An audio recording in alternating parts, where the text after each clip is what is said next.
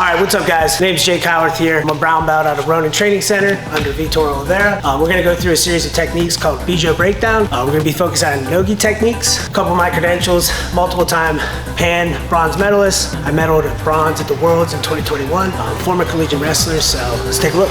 We get started, I want to introduce my friend here, Chris Wallace, wrestling coach at Home Training Orange, also a blue belt in Brazilian Jiu-Jitsu at Ronin Training Center. Let's get to it. Coach Wallace here. I'm gonna go over a duck under from an inside tie.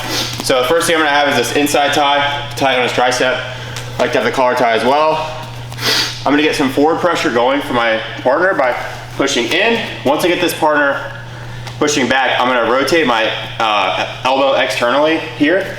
Penetration step, and come underneath. Coming from here, get our back.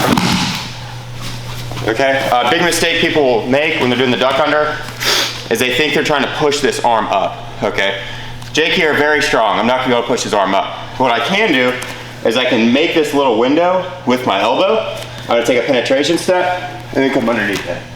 And then from here, we can go to our mat return or to that monster mash position here.